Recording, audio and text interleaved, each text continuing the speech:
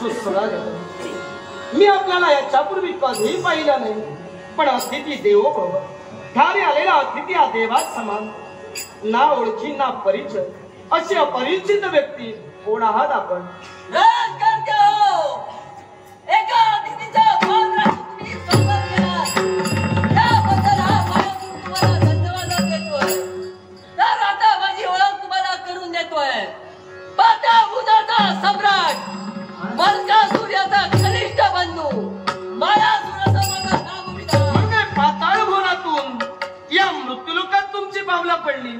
स्वसुखाकडे तुच्छतेने पाहून या मृत्यूलोकात येण्याचं प्रयोजन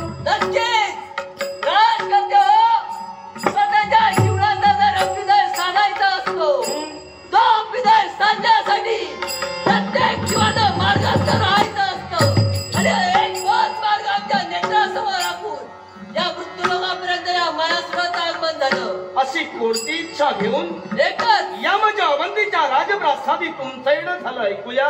राजकर्ते, तुम्ही मानव आहात आणि मानव तुम्ही देवतांची भक्ती करता अर्थातच असं आमच्या काळी एका क्षणी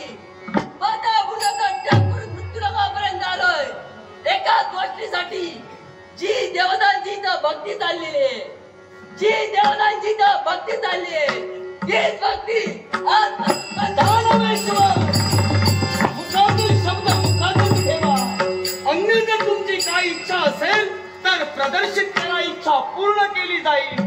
पण देवतांची भक्ती करणं हे आमचं नित्याचं कर्तव्य आहे, ती भक्ती बंद होऊ शकत नाही।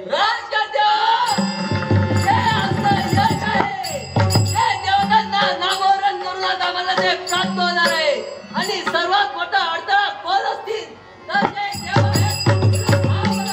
मग दानवेश्वर, तुम्ही म्हणतात की आम्ही देवतांची भक्ती बंद करावी। आम्ही जर येऊन तुमच्या पाताळ भुवनात सांगितलं तुम्ही तुमच्या देवी कात्यायनीची भक्ती बंद करा, तुम्ही करू शकता का? मग तुम्हाला गरज नाही, कारण आम्ही आमच्या मनाचे पूजक आहोत।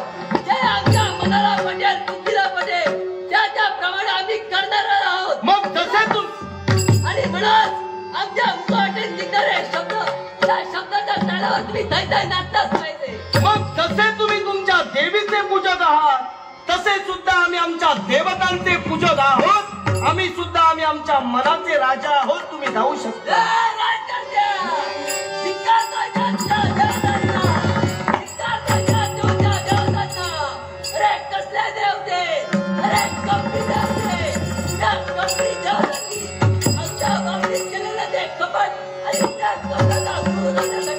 आम्ही झालो या मृत्यूलोकापर्यंत चाल करून आलो आहोत। देवतांनी तुमच्या बाबतीत कपट केलंय, मी नाही असं म्हणत नाही, पण देवतांचा सूड तुम्ही देवतांच्या माती उगवा।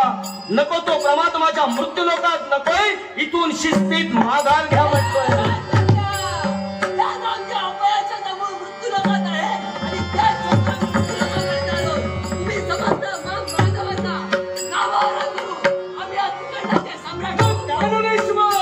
जर का देवतांचं मूळ या मृत्यूलोकात असेल, पूर्वीचा इतिहास जरा आठवून पहा। तुमच्या पूर्वजांनी सुद्धा मूळ शोधण्याचा प्रयत्न केला, जिथं पूर्वज संपले ते तुमच्या बाबतीत होऊ नये असं वाटत असेल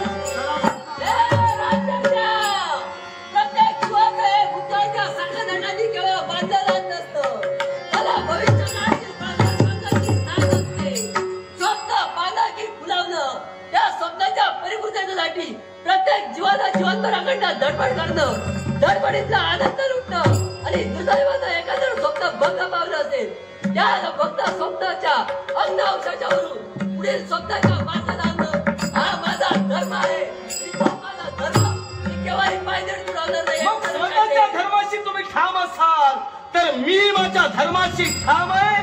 कोण कुणाचं काय करतोय प्रत्यक्षानं मला सुद्धा पाहिजे।